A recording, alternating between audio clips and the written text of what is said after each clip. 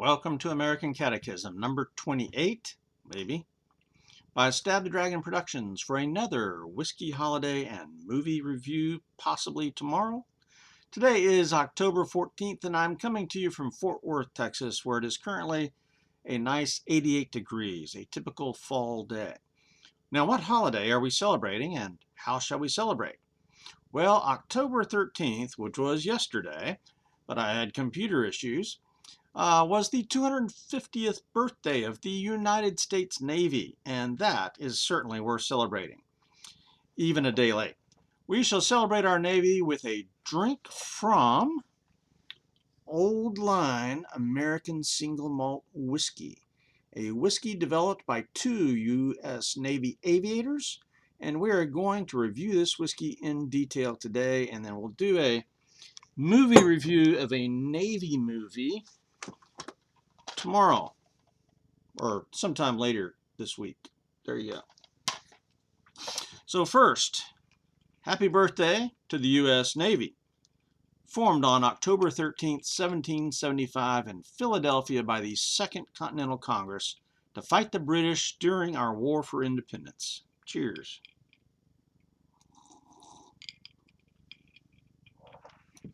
America was born and founded upon sea power.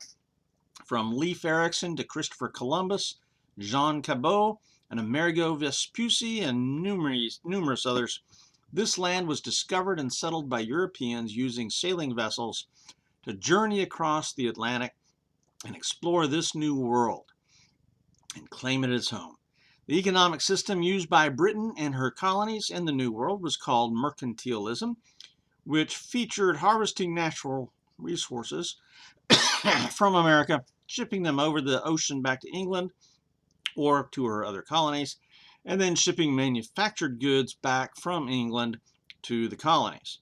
So this required a strong fleet of merchant ships and a strong navy to guard those merchant ships.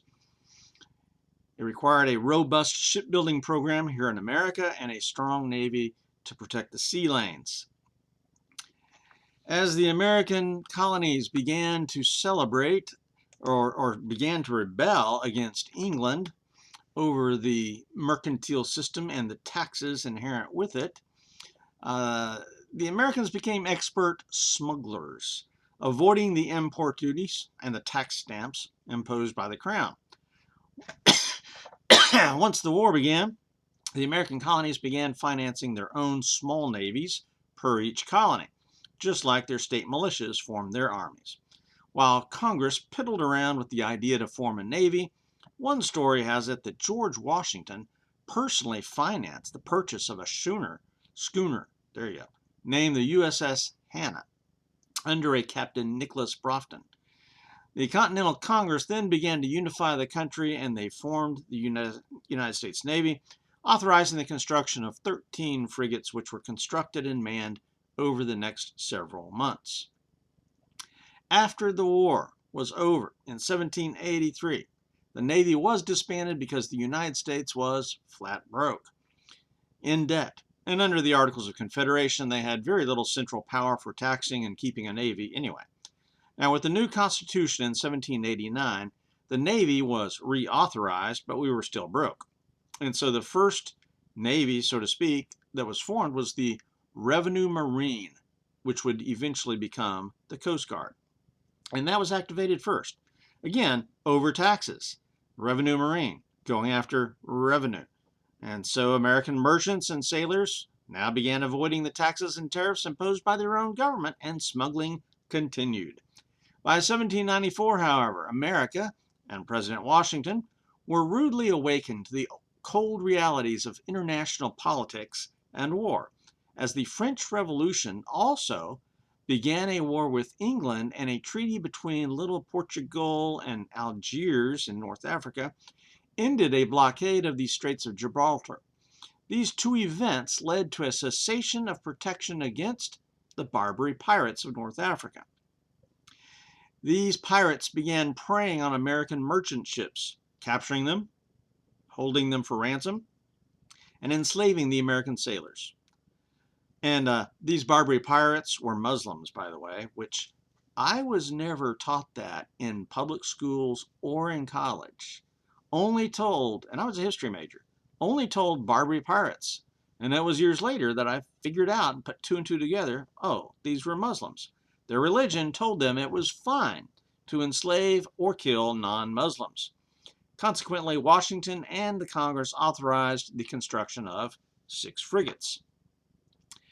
The problems for U.S. merchant ships were not limited, though, to the Islamic Barbary pirates.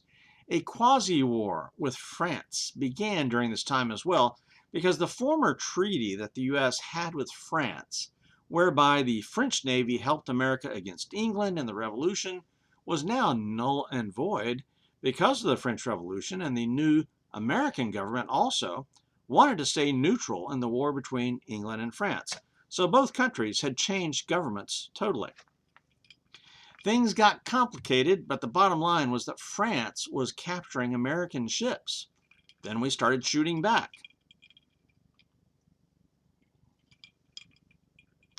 Imagine that. Once the quasi-war with France was settled in about 1800, the Islamic Barbary pirates got bad again. And the British, who were still at war with the French, began capturing our ships and impressing, that is, kidnapping or stealing, our sailors to fight in their navy. The most famous such incident happened in 1807 between the USS Chesapeake and the HMS Leopard, known as the Leopard Affair. Eventually, the War of 1812 started. We went to war with England again, and this war lasted until the Battle of New Orleans in January 8, 1815, although the peace treaty signed at Ghent, Belgium, was signed December 24th of 1814. Through the years, the Navy has had its ups and downs, but by the end of World War II, so I just skipped 100 years of history, over 100 years of history. By the end of World War II in 1945, America had realized that whether we wanted the role or not, the USA was the great power in the world, and we needed a modern Navy to keep the peace. Sadly, however, in the past 20 or 30 years, we have witnessed the Chinese Navy grow into a Navy that is now much larger than our own.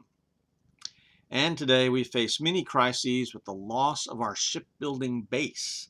Our technological advantages and a lack of patriotic will have contributed. But God bless the U.S. Navy, as they protect America at sea, maintain the freedom of the seas, and ensure our national security. Semper Fortis.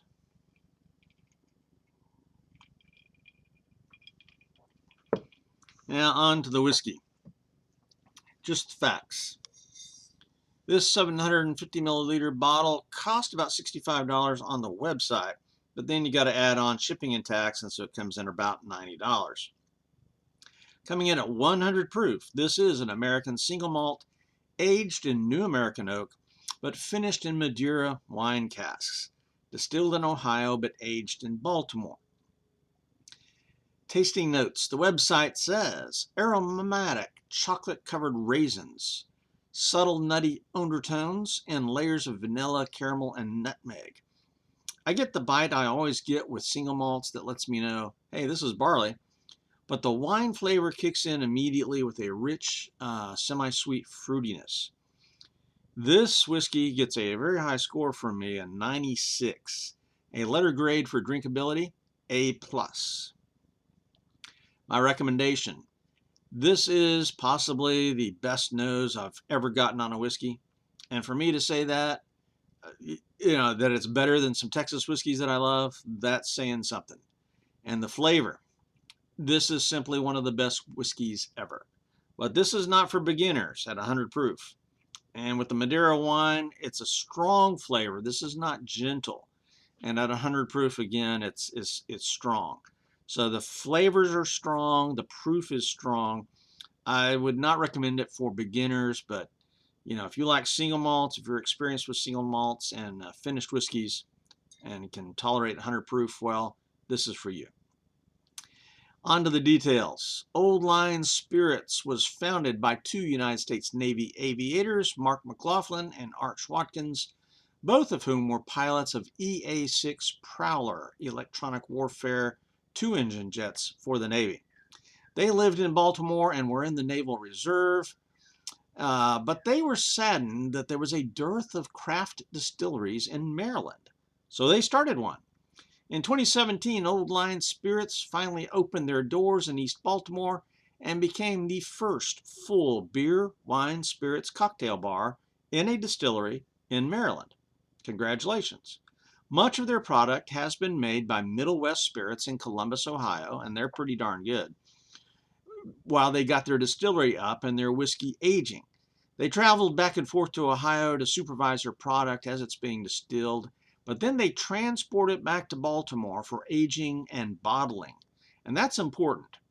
So 5 out of 5 for history of Old Line whiskey. Bottle, label, and marketing. This bottle has the classic shape that I really like. A bit more narrow at the bottom, tall, round, flared neck. The label, I think, is kind of unique.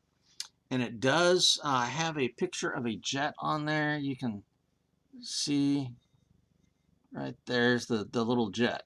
I wish they had a bigger picture of an AE6 or EA6 Prowler. I wish they had that on there. Hint, hint. The label's tan and brown, which matches the dark whiskey. And there are a couple of signal flags down at the bottom here that I don't speak Navy, so I don't know what those are. Maybe somebody out there watching this can tell me, you know. But signal flags are cool. But being an Army guy, I have no idea. The black label on the back here gives an incredible amount of information. All the production details, and I'll get to that in just a minute. I did not receive any advertisements for this whiskey. I was deliberately shopping around online for a Navy-related whiskey for this occasion. And specifically, I wanted something along one of our coastlines. I literally shopped distilleries from Hawaii to Washington, the Gulf of America, and the Eastern Seaboard, and I found several candidates but settled on this one. Their website was outstanding. Their prices actually looked very reasonable, and I love their story. So 5 out of 5 for bottle, label, and marketing. Appearance of this whiskey. You can look at that bottle and tell, man, that's dark. And it does have the Madeira wine influence going on there. Now, I did not pour a neat pour. I usually do neat, but today's a warm day here in Fort Worth, and so I put this on ice because it's 100 proof. It can tolerate the ice, but it dilutes it quickly. So for the appearance, I gave this a 4 out of 5. I just tend to like the aesthetic of darker whiskeys. My wife prefers the lighter golden ones. 4 points. Composition, here we go. They put their composition on the back label in detail. And a lot of craft whiskeys do this. Let me see if I can read this to you. So here on this black label on the back, it says production details. Good idea. Mash bill. 90% premium 2-row malted barley, 10% deep roast malted barley. Distillation, column and copper still. And again, this is distilled in Columbus, Ohio. Aging climate, mid-Atlantic, 6 summers and 6 winters. There you go. Primary aging, white oak.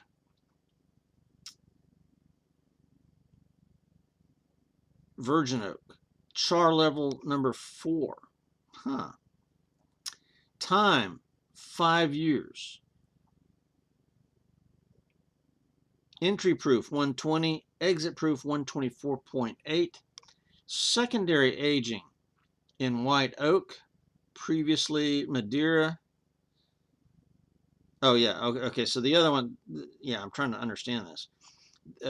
the primary aging was in white oak, but it had previously been charred and had something else in it, virgin oak. And then the secondary aging previous held Madeira wine on a char level 3. And there it was aged 19 to 25 months. Entry proof was 124.8, exit proof 120.4. This was bottled in October of 2023. So, again, it says distilled in Ohio, aged and bottled by Old Line Spirits in Baltimore. All right. So that is a pretty thorough, I mean, I just love that. So for composition, 15 of 15. Now, I might also add, one of the reasons that I chose this whiskey for this day to celebrate the Navy, besides the fact that these were 2 naval aviators, but the Madeira cask. Madeira is also related to Columbus, who lived in Madeira for a while before his 1492 journey. And so, you know, it is related to Columbus. I did 2 Columbus Day specials this weekend. And so, you know, Columbus and the Navy, why not? Do those together. All right, taste. The taste is not quite as multidimensional as the nose. This is very rare for me that the nose may be more rich than the taste, but the taste is still exceptional. The fruit comes out more, the fruit from the wine. You get the nice bite of the barley, the cereal grains. You get the tobacco, the leather, and the chocolate, but they're not quite as pronounced as on the nose. The wine influence really kind of takes over. But still, this is an exceptional whiskey.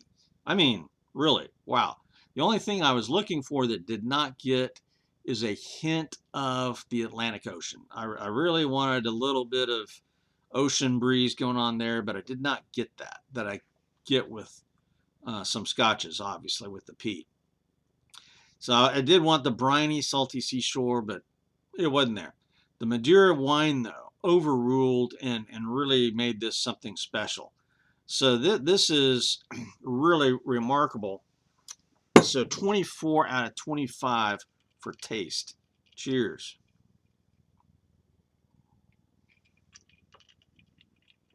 Mouthfeel, burn, and finish. This has a rich mouthfeel, oily when you drink it neat, full-bodied. Now the burn is noticeable at 100 proof, but it's not excessive. There's no ethanol burn. You do get that noticeable burn in the mouth and the back of the throat when you drink it neat. Starts to head up, but it stops short, and it begins to burn down, but stops. So this is not rough, but it is 100 proof. And so for me, the burn was perfect. It was not a distraction. I like a whiskey with a good burn. The finish was long, leaving those dark fruit notes. The wine, tobacco, leather, chocolate notes were lingering. So for mouthfeel, burn, and finish, 14 out of 15. Neat or mixer. Now, when I did this review, studied for this, you know, the other day, I drank it neat, and it's perfect neat. But because it's a very warm day in Fort Worth, and I wanted to try this on ice, I put it on ice today, and that totally eliminates the proof.